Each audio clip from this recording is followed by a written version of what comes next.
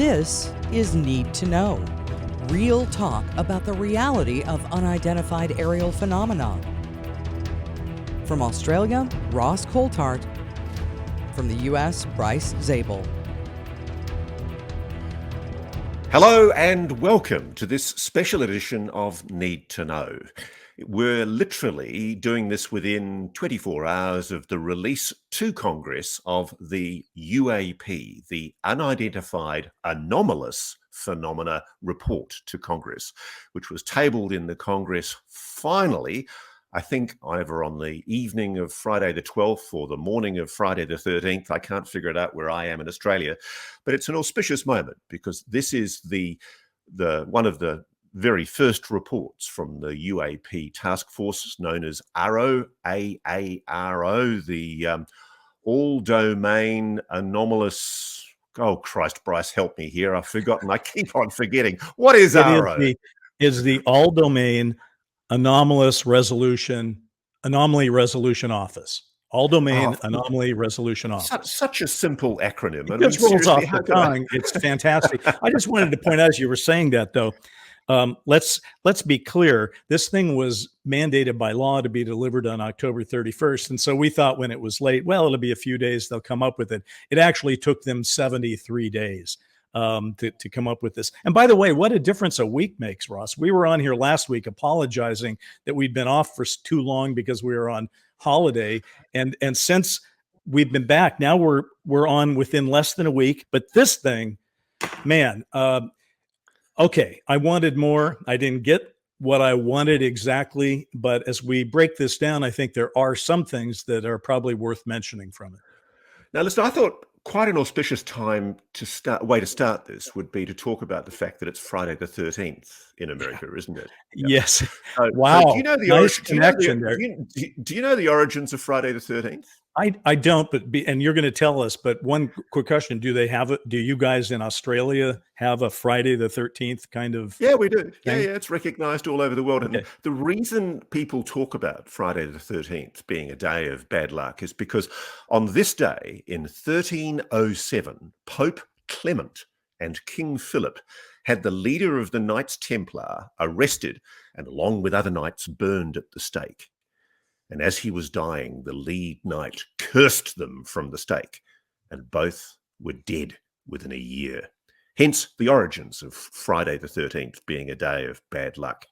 And it reminded me, it's a good way of kicking off this episode. It reminded me of the notorious debunker, the skeptic Philip Klass, his UFO curse. This is what he said after his death. He cursed ufologists and he said, "No matter how long you live, you will never know any more about UFOs than you know today. You will never know any more about what UFOs really are or where they come from. You will never know any more about what the US government really knows about UFOs than you know today.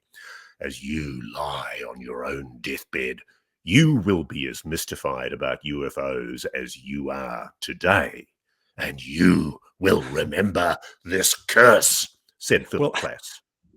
That is a great rendition of what Philip Klass said. I didn't like it when he said it. I don't like to hear it anymore now, because the truth of the matter is there are a lot of people that know a lot about this topic now. They just haven't shared their work over the years. And I think that part of the concern here was, were we actually going to get a report that began to peel back the onion a little bit and lets the government show some of the work it's been going through for the past 80 years. I don't think this particularly does it, but if I could just sort of do the hits, runs, and airs for a moment.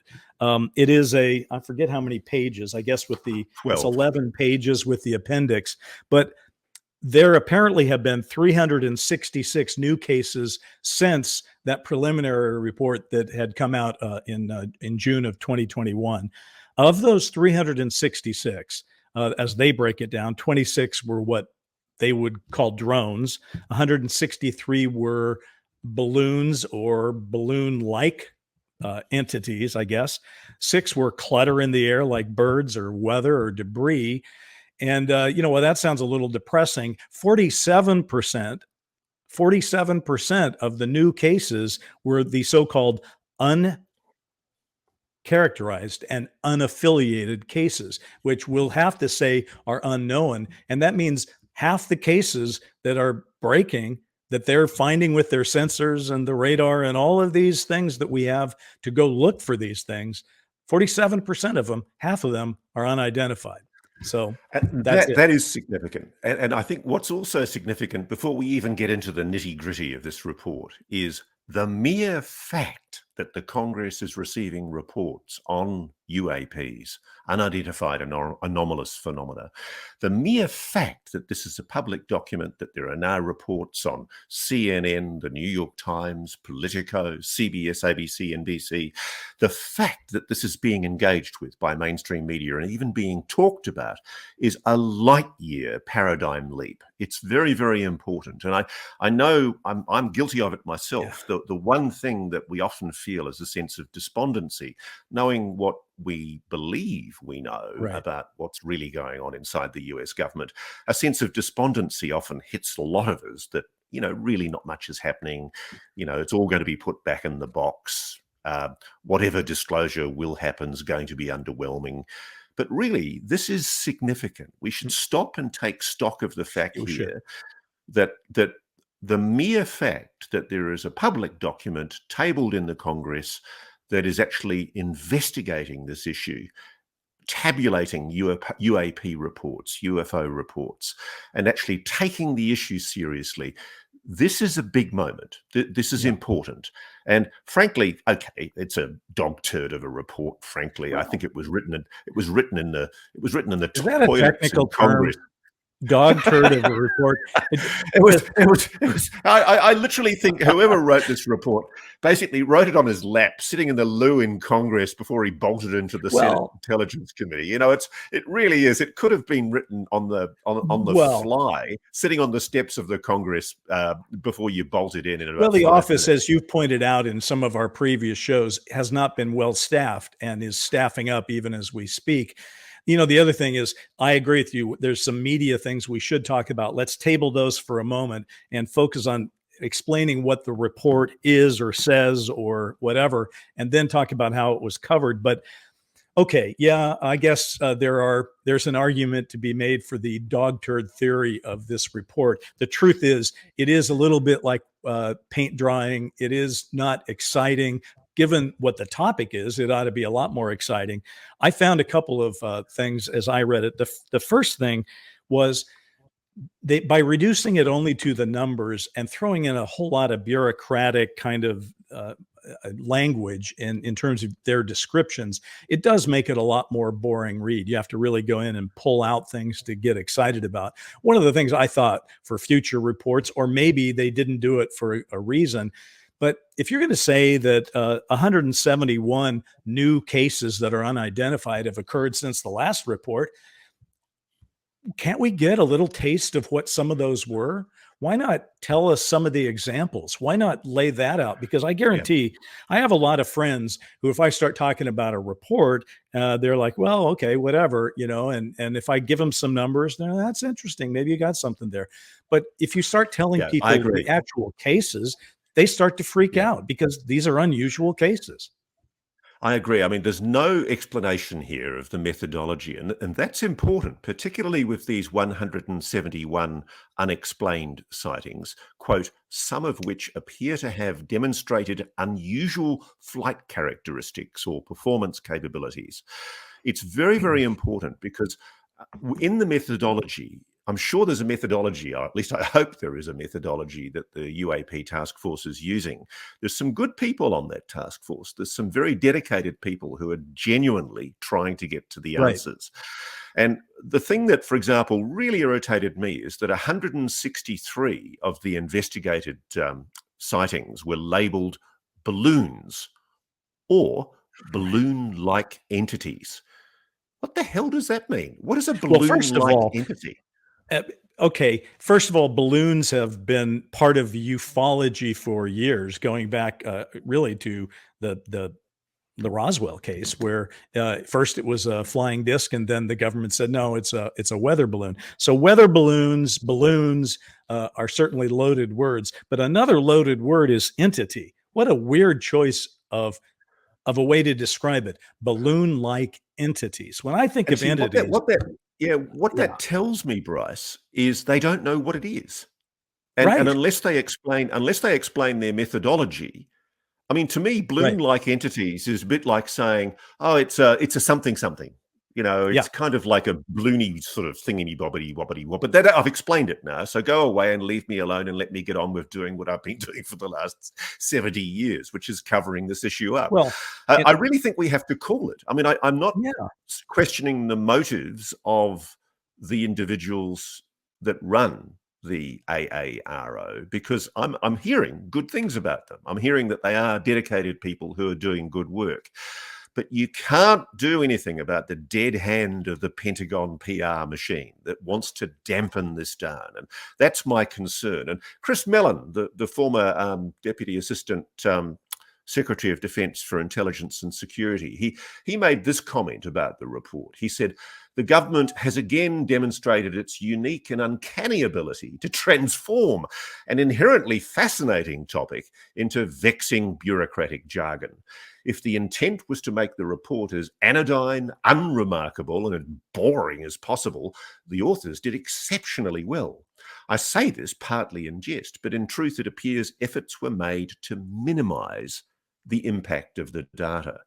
For example, there's an incredibly stark contrast between the stunning testimony of UAP capabilities reported by Navy pilots, for example, something not from this earth, and the flaccid, lovely language, flaccid UAP report language, which by contrast asserts some of these uncharacterized UAP appear to have demonstrated unusual flight characteristics or performance capabilities and require further analysis."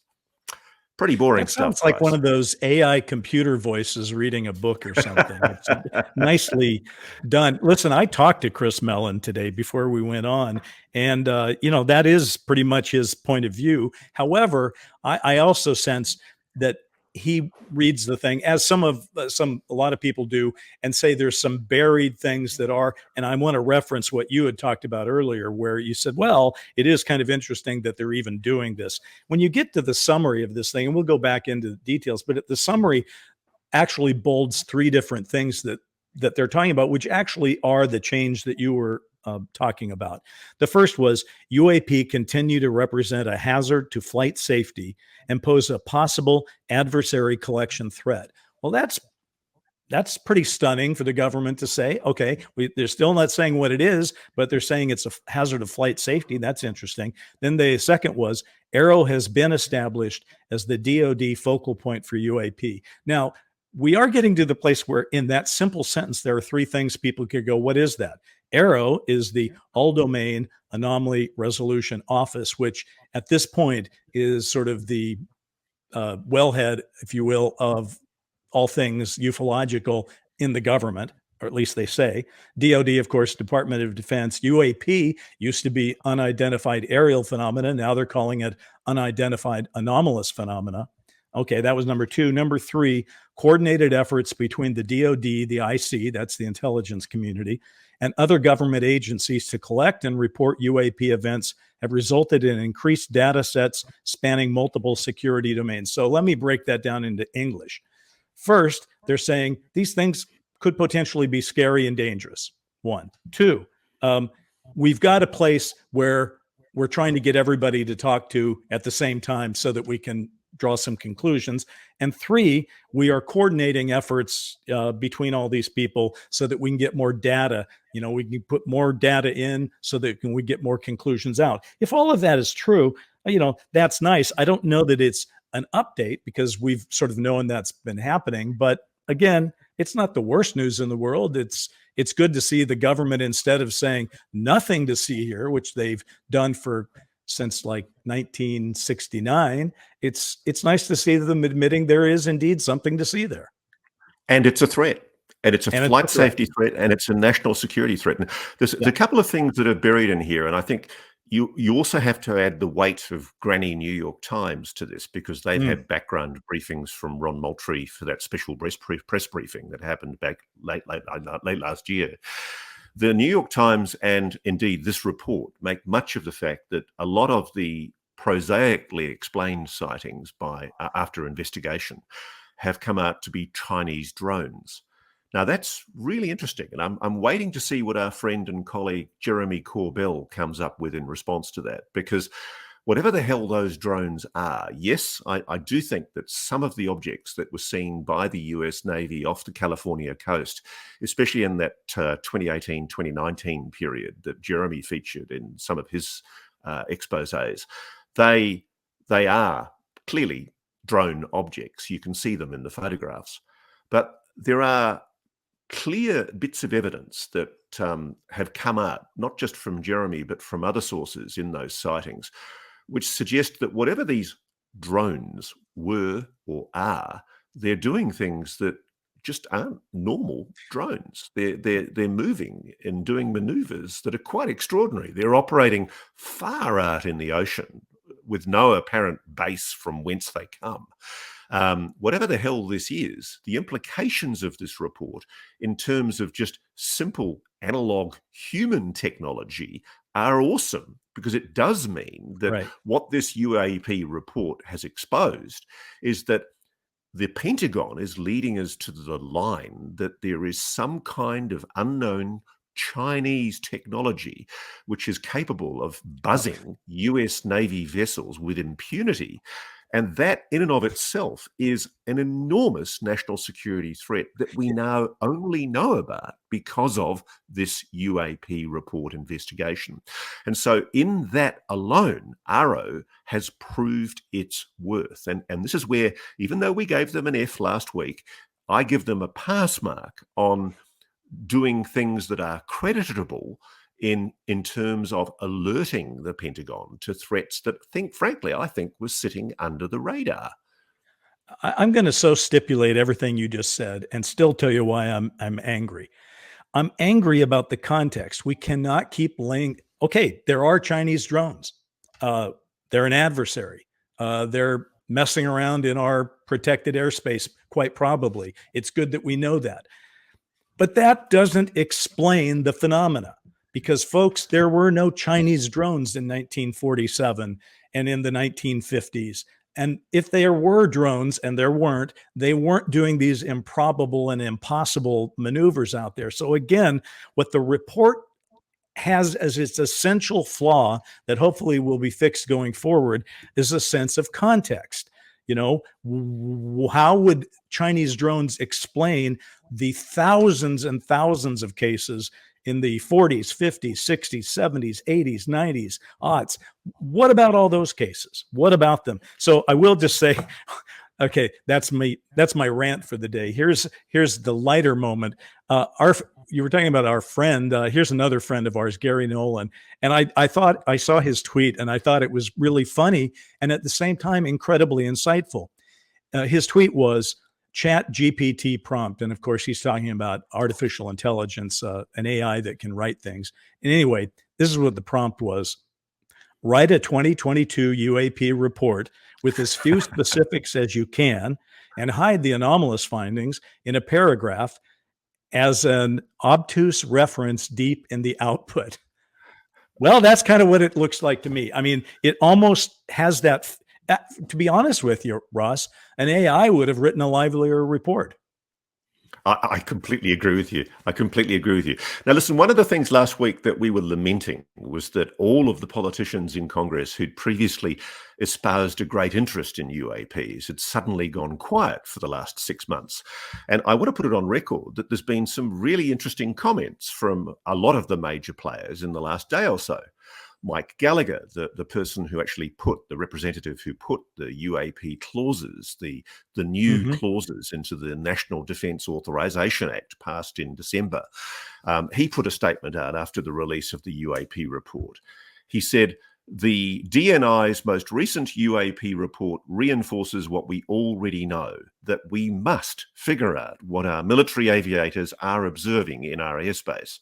The whistleblower protections, and he's talking about these new laws that have been put into the Defence Authorization Act, recently passed into law, are an essential step forward to solving this decades-long mystery and will ensure that those entrusted with defending America from potential threats have all the required information information, historical context, and scientific resources to do so.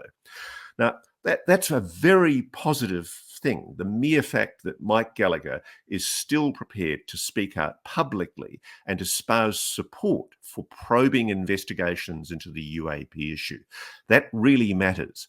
I also want to put on the record that Senator Mark Warner, the Senate Intelligence Chair, he's also said today's report reflects a step forward in understanding and addressing risks to aviators.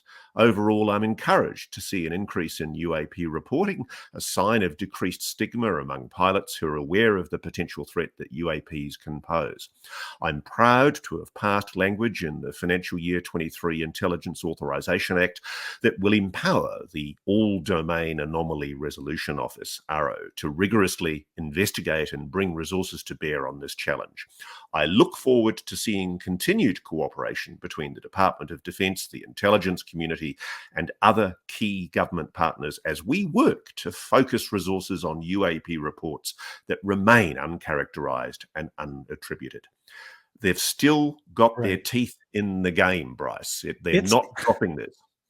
It sounds lovely, and I take no exception with that. I'm glad that that kind of dialogue is out there. I just have a question, and it's a hypothetical, but it kind of goes to the essence of what we're living through with these reports, of which we're supposed to get one every year from now on. Let's say that last month an Air Force pilot or a Navy pilot going about their business had an up-close encounter with some kind of anomalous craft. And the craft clearly was not a Chinese drone. It was huge. It was doing incredible maneuvers. And in fact, this pilot, he or she got images of it that were crystal clear. And in fact, when you looked at those images, you saw somebody inside this craft, an occupant that certainly didn't look like a human being. Would it be in this report? No, it wouldn't be in this report. So how do we ever get to the bottom of the more esoteric parts if whenever we encounter them, those are called classified? There's not even an attempt to describe that they exist. They just go into the classified report. The Congress looks at them. How are the people to hear about the really good cases? Do we have to do all of this ourselves? Can we not count on the government with all its sensors and data to help us out a little bit? Why does it have to be this way? Bryce, I actually think what you're raising here is fundamentally important. I think, frankly, I'm increasingly coming to the view that the naive idea that we're going to be spoon-fed some kind of disclosure on UAPs by the political representatives of the US people in the Congress is utterly naive. The idea that the intelligence community and the Defense Department is somehow going to fess up and admit that there's been a massive cover-up going back decades, it ain't going to happen. No. And more importantly, even the National Defense Authorization Act and Intelligence Act requirements for UAPs that have now been passed into law, all they're really mandating is that Congress be informed about secret programs that may or may not exist in relation to recovered technology, UAP crashes, which in and of itself is amazing. Every now and then I just pull out the congressional record and look at the wording of the legislation that has been passed by the US Congress referring to recovered technology, back-engineered technology relating to UAPs. You have the US Congress making specific written references in laws to their suspicion that somewhere inside the intelligence or defense community of the United States, there are people holding secrets that have been illegally, improperly withheld from the public. That's just extraordinary. And I think we do owe it to ourselves to remind ourselves of just how momentous that is. But I do think the notion that this is somehow you're going to get some intelligence official sitting down in a church committee style hearing and going, oh yeah, we've been lying to you guys for 30, 40 years, well, 70 years, actually. I just don't think that's ever going to happen. And I think, frankly, what is going to make a difference is a slow waking up by the public, a slow Right. realization that at the same time, we can move now, I think, from the very limited amount of detail that we've got in the UAP report to the media coverage thereof, But because let me this just has been throw one thought in. I agree, we should, but I just to build on what you just said, what we are really seeing and what you're calling for and what you're saying is the potential solution is, if I can borrow from my Hollywood days here, you're thinking that we're living through a slow dissolve. Uh, and what a lot of people would prefer is we had a hard cut, right? I absolutely. know I would. I would like it if somebody could just say, okay, yeah, just confirming this stuff is real. We're not going to tell you all the details yet, but yeah, you're not crazy if you know about it. But we're not getting that. That would be the hard cut. So instead, we're getting the slow dissolve where we have to think about it. And, just so people are clear, there are a lot of different things at work here. There's this report that Ross and I have been talking about that was due on October 31st. Finally, 73 days later has come out. And it's not all that impressive. It's not telling us a lot of things we don't know. But as Ross and I were talking about last week, there is also the National Defense Authorization Act that just passed this last month and was signed by the president. And that one is the one that calls for the protections for whistleblowers, et cetera. And we had quoted, Chris Mellon earlier. This is what he was saying about the NDAA as opposed to the report. He said, the American public can reasonably expect to get some answers to questions that have been burning in the minds of millions of Americans for many years. If nothing else, this should either clear up something that's been a cloud hanging over the Air Force and Department of Defense for decades, or it might lead in another direction, which could be truly incredible. His words, not mine. And he ends with, there's a lot at stake. And I say, amen, brother, amen. It's funny, when I read Chris Mellon's comments, his key takeaways from the ODNI report, I kind of read it and I thought, oh yeah, that's the sort of thing Chris would say. And then I made that journalist's mistake of not going to the final paragraph. You should always read the last line first in any press release, because it's where the politicians always hide stuff that they're a Right. little bit sensitive about. So I went to the very last line in Chris's statement, and this is what he said. Having participated in debriefs of military aviators and radar operators, I believe this is a genuine possibility. And he's talking in terms of national security benefiting. Indeed, I've spoken to several credible people who claim the US has evidence of alien technology in its possession. And he finishes with, these are indeed exciting times. So, Now, you know, that's a hell of a clanger. That is a it, hell of a clanger from a guy who used to be, I think, the number 3 person in the Pentagon cleared to know the secrets of the Pentagon. It's pretty amazing that and somebody with that level of seniority is describing that he's spoken to credible people who claim the US has evidence of alien technology in its possession. Because remember, Ron Moultrie and Scott Bray, when they gave evidence in May last year, in 2022, specifically denied categorically that the United States is in possession of any non-human technology. So we now have a dichotomy. You have a yeah, member of the defense intelligence industry, government agency, basically categorically denying that we have such things. And you have Chris Mellon asserting that he's spoken to credible witnesses who say they have. We now have legislation in the Congress which is mandating that the intelligence and defense community tell the truth about this. It's really quite an extraordinary time, to be honest it with is. you, Bryce. I mean, it's momentous what we're seeing here. It is a momentous time, and I just want to go back to that report for a moment. We started out, and of course, you came up with the famous dog. What do you call it? Dog Dog. turd. Yeah. A dog turd. We had the famous dog turd analysis. I forgive, But the thing, please. I know a lot of you Americans get offended by our Australian tendency for vulgarity and swearing, and we've been spanked a few times by people on our YouTube channel who say that I should just shut up and oh, stop swearing so much. But I frankly, it's the way Australians talk, and I'm not going to apologise for the vernacular. I love It's your our way of vulgarity. expressing ourselves.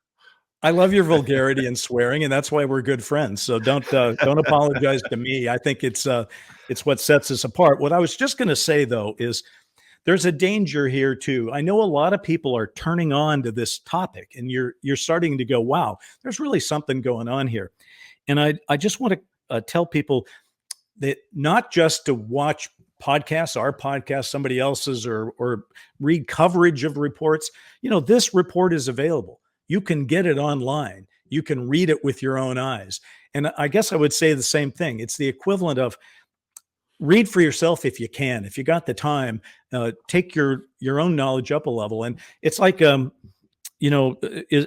review of a book is interesting, but the book itself is where you're really going to learn more. So I just think all of us, since we can't really count on the government to do all the work for us, we've got to do it ourselves. It is good that the government has set up some of these institutions, and God bless the NDAA language and everything. And I hope what that means is that as these institutions sort of have changed and are being more open to pulling in data, I hope people will now say, okay, let's push those institutions. Let's do our own work. Let's bring our own game up, because eventually, when that happens, a report of this level won't cut it for the majority of people. But instead, and I'll transition to our media thing, instead, a lot of the articles that got written about it focused on those drones and the Chinese drone stuff, and made it sound like, yeah, nothing to see here. So I feel like there's a lot of room for improvement. It's not just in the government, it's in the media, and it's even in us, those of us who are paying attention to it. We can all bring the game up a little bit. Now, round about, I think it's datelined 7:53 a.m. Eastern time in the US, Friday 13th, the New York Times wrote this story by a general feature reporter called Remy Tuman. And the headline, it's probably backwards on YouTube, is "Did Aliens Land on Earth in 1945? A Defense Bill Seeks Answers." And frankly, it's a very even-handed, straight report of the enormous implications of the issues we're talking about, Bryce. And I think it needs to be put on record that the New York Times has finally, since the great work done by Leslie Kean and Ralph Blumenthal, it's actually reversed a propensity to basically play down the phenomenon and acknowledged what we all know, which is that there is now a reality here that cannot be ignored, that in legislation, in black and white, the Congress is clearly suspicious that the United States defense and intelligence community is hiding something. It's lying. And so this is the grey lady. This is the New York Times basically saying, we are reporting a valid story that Congress now wants answers. That's why this whole year is going to be very, very interesting, because there are reporting requirements on the AARO, the Pentagon's UAP investigation office, and they are going to have to fess up if they are hiding something. Okay, Ross, a lot of people who probably watch us think, well, these guys work it all out ahead of time. They know who's going to say what, and it's all scripted. No, because I'm going to disagree with you right now about that New York Times article. I went ballistic over this thing. I freaking hated it. And here's why. In the first few sentences, in the blurb they put under the photo, and in the second paragraph of the article itself, they call people who are interested in this topic, that is you, me, the people who are listening. If you're listening right now to this podcast, I want you to know that the New York Times thinks you are a, quote, flying saucer fan, or a conspiracy theorist, or a UFO enthusiast. It is so freaking insulting. And it reminds me that George Carlin, the famous comedian, did an entire riff in his career on the UFO topic. And among the things that he took them to task for was he was tired of being called a UFO buff, like it wasn't something serious. This New York Times article doesn't even mention the word UAP there. It says flying saucer fans, conspiracy theorists, UFO enthusiasts, and in addition to that, did aliens land on Earth in 1945, blah, blah, blah. They state as fact that the Roswell object turned out to be a top secret U.S. military balloon. That is not a fact. There's nothing factual about that. That is one explanation that the government has offered out of 4 explanations over the years. And obviously, the writer of this article, Remy Tumla, didn't know that. She's new to the topic, I guess, didn't know that. And they say again in that very first paragraph that Roswell, was just a balloon.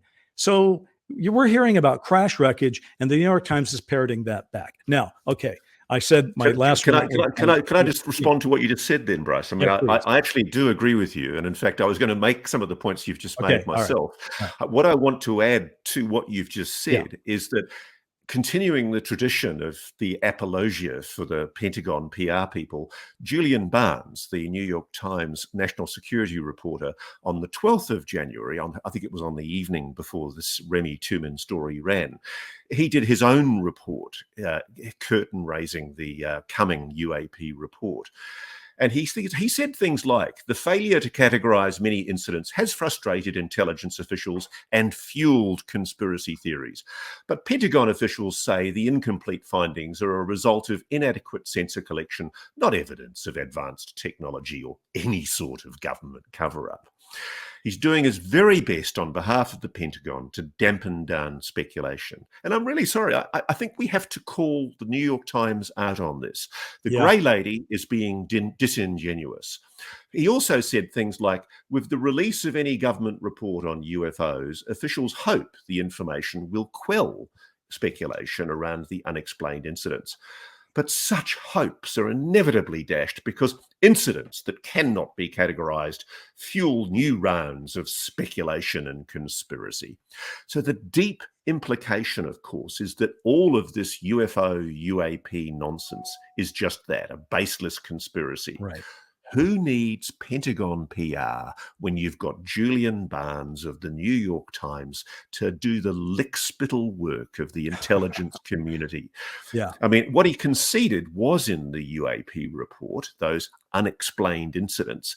He then goes on to downplay them as wacky speculation, essentially by us tinfoil hat nutters. He says, a portion of those unexplained incidents that demonstrate unusual flight characteristics, well, they will get further study, according to the report.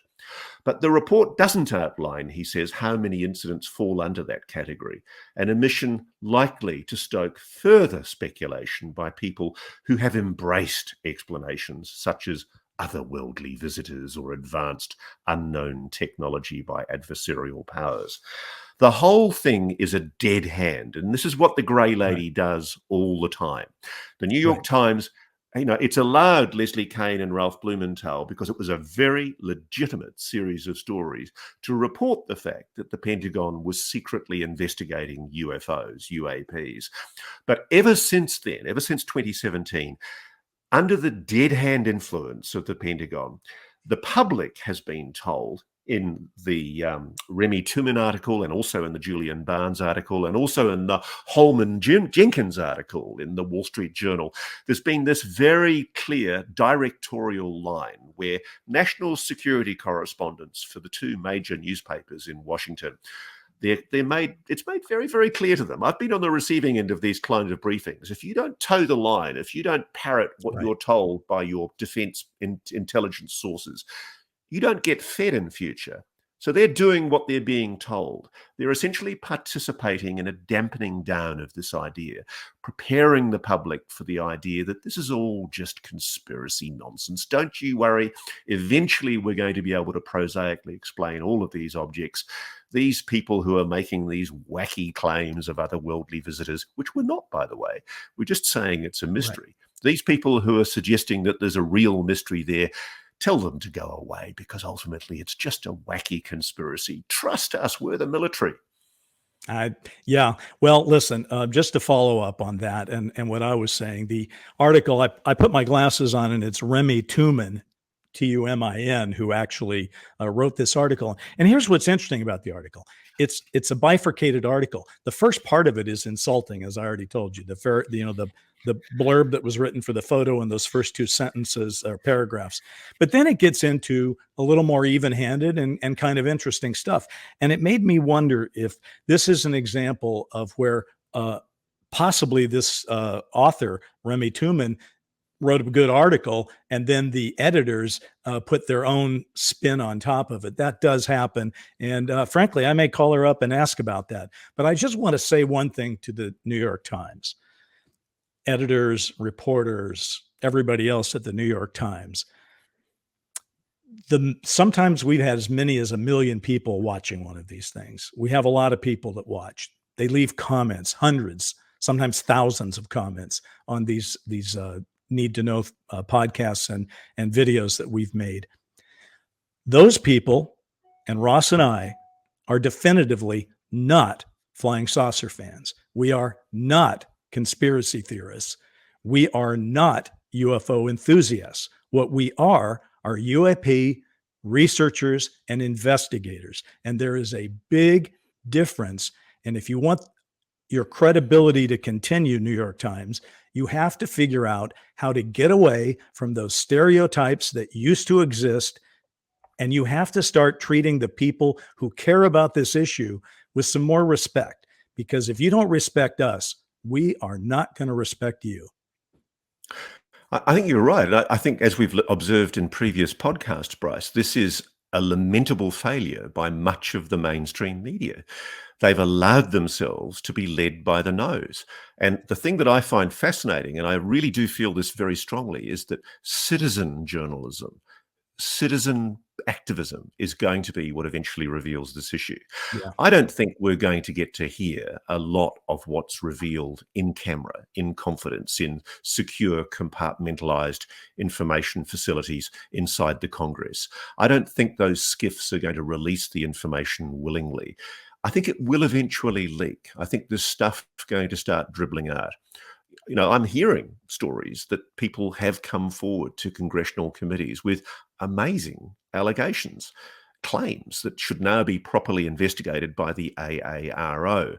But it's incumbent on people watching this and listening this to tell their congressional representatives, but more importantly, maybe the mainstream media, the legacy media, that they need to wake up to the fact that they can belittle and mock and ridicule this subject matter as much as they like, but we're not going away. Well, that's a good place for us to end, Ross. We're not going to go away. We're going to keep doing this as regularly as we can. And we're going to hold people accountable. When people do good work, we're going to praise it. When they do silly coverage, we're going to condemn it. And we'll be back. So I say, let's say goodnight. We can handle the truth. People get ready.